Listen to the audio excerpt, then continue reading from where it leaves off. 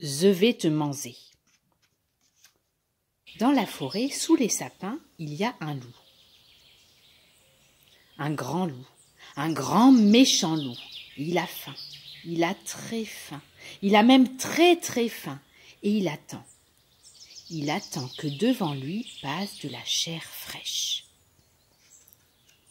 Et un matin, arrive sur le chemin un lapin. Un petit lapin blanc, tout poilu, tout dodu, tout joufflu. Un petit lapin blanc qui s'en va tout content au marché bio acheter 3 kilos de carottes fraîches.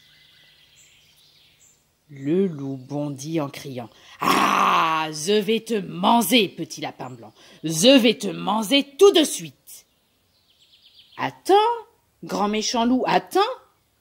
Tu peux répéter ce que tu viens de dire ?»« Bah oui, j'ai dit je vais te manger, petit lapin blanc, je vais te manger tout de suite. » Oh, toi, à mon avis, tu as un cheveu sur la langue, ça doit te gêner. Allez, grand méchant loup, ouvre la gueule pour voir. Ah, mais non, ouvre plus grand, je n'y vois rien. Ah, eh bien voilà, j'avais raison, tu as un cheveu sur la langue, et puis un gros, dis donc, hein. Un très gros, il est même énorme.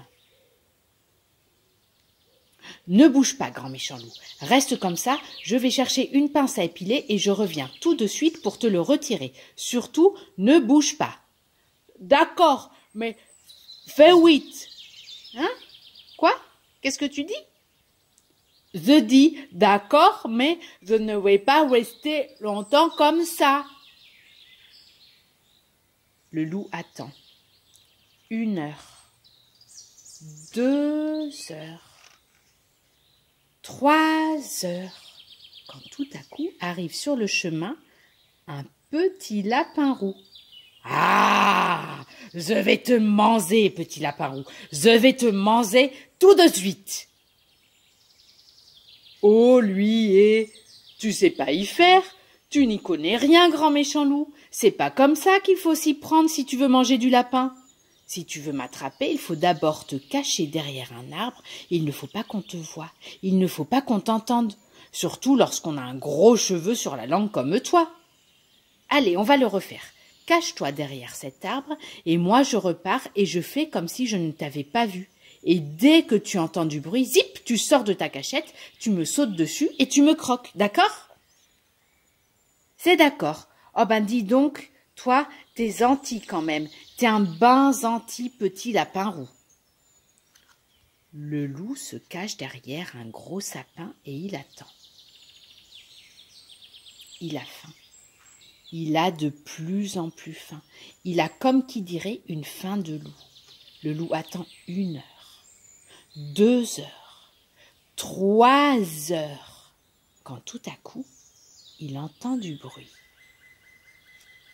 Le loup se dit « Je vais faire exactement comme le petit lapin roux m'a dit de le faire ».